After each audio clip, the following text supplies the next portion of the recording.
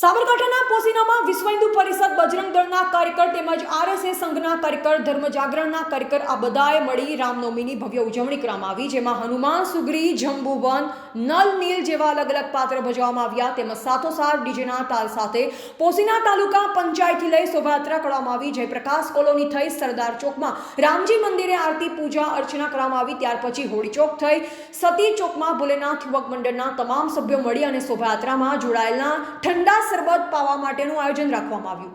પરમારશ્રી થઈ ભગવાન શ્રી સ્વામિનારાયણ મંદિરમાં હિન્દુ ધર્મના રીત રિવાજ મુજબ વિશ્વ હિન્દુ પરિષદના મંત્રી નલિન પટેલ ઉપસ્થિત રહ્યા. સંસ્કૃતિ મુજબ નૃત્ય સરસ મજાના કરી અને સાથે આવેલ મહેમાનો માટે ચા અને નાસ્તા સાથે બુંદીનો પ્રસાદ આપી અને પૂર્ણ કરવામાં આવી. ત્યારે પોશીના ગામના લોકોનો સારો એવો સાથ અને સહયોગ મળ્યો. પોશીના ગામમાં શાંતિ બની રહે તે માટે પોશીના પોલીસ સ્ટેશનના પીઆઈ સાહેબ શ્રી વાળા સાહેબે સરસ ચુસ્ત રીતે બંદોબસ્ત ગોઠવી દીધો.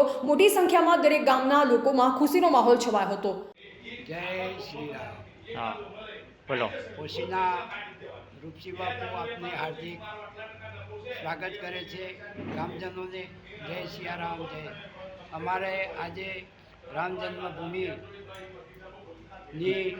આજે મહોત્સવ ઉજવાય છે અને પોશીના રામજી મંદિર લગભગ 5000 વર્ષ પહેલાંનું જૂનું છે, તેથી અમે પૂજા કરતા આવ્યા છીએ અને અમારા ઠાકોર વંશના આ જૂનું મંદિર છે અને આ ગામજનોનો સહયોગ અને વિશ્વ હિન્દુ પરિષદ અને બજરંગ દળના સહયોગથી તેઓએ બહુ સેવા કરી અને લાભ બહુ આપે એમને બહુ મહેનત કરી અને આ ઉજવણી કરવામાં આવી છે. વરઘોડા સાથે તેમનું હાર્દિક સ્વાગત કરવામાં આવશે અને તેઓ 12 વાગે આરતીની સમયે આરતી લેવા માટે પધારશે. તો દરેક ભાઈ બહેનોને નમ્ર વિનંતી કે આપ લાભ લેવા પધારી અમારા રામજી મંદિરની શોભાયાત્રા નિભાવો તેવી અમારી હાર્દિક શુભેચ્છા. જય સિયારામ. જય રામ. રિપોર્ટર ગિરીશ પ્રજાપતિ, પોશીના.